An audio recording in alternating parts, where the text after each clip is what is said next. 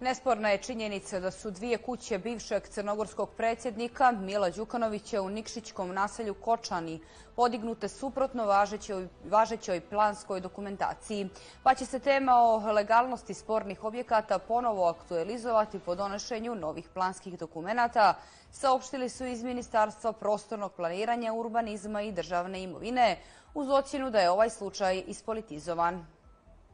Danas su iz tog ministarstva kazali da je sporni slučaj Kočani od velikog interesa za javnost zbog političke konotacije koju sa sobom nosi, te da žele da govore isključivo na bazi činjenica.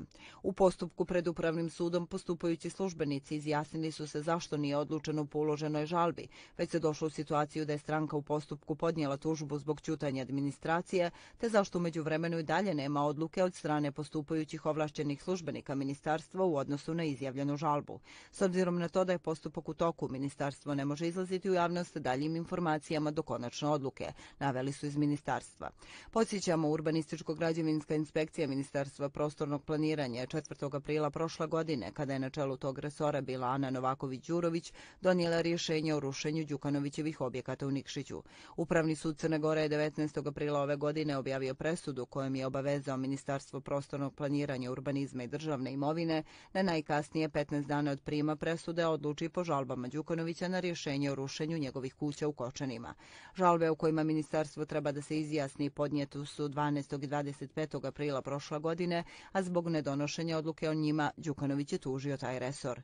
Na upit o postupanju ministarstva po presudi Upravnog suda iz resora ministra Janka Odovića kazali su da u ovom trenutku preduzimaju mjere i radnje kako bi postupili po presudi i da će javnost biti blagovremeno obaviještena o tome. Podsjećamo, Đukanović je 2019. godine u imovinskom kartonu prijavio da u Nikšiću posjeduje 3 parcele od skoro 1.500 kvadrata, a da na najvećoj od njih posjeduje 2 prizemne zgrade, ruševine površine od 30 i 40 kvadrata.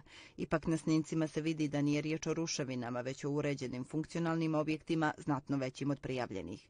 Prema pisanju mreže za istraživanje kriminala i korupcije Lupa u dijelu imanja koji se graniči sa mini zaobilaznicom, Đukanović je uzurpirao 2 parcele koje su u vlasništvu države i na njima sagradio zid. Imanje u Kočanima, osim pitanja legalnosti, bilo je i povod prijave mreže za afirmaciju nevladinog sektora 2019. godine. Oni su prijavili Đukanovića Agenciji za sprečavanje korupcije, navodeći da u imovinskom kartonu nije naveo 2 od 3 kuće u Kočanima. Iz agencije, na čijem čelu je tada bio Sreten Radonjić, odgovorili su Mansu da je inicijativa neosnovana, jer provjerom podataka nije su utvrđena bilo kakva odstupanja sa podacima koji se vode u zvaničnim evidencijama drugih državnih organa. Ono što je nesporno jeste činjenica da su ovi objekti podignuti suprotno važećoj planskoj dokumentaciji, te da će se tema legalnosti spornih objekata u javnosti ponovo aktualizovati po donošenju novih planskih dokumenata, zaključili su iz Ministarstva prostornog planiranja, urbanizma i državne imovine.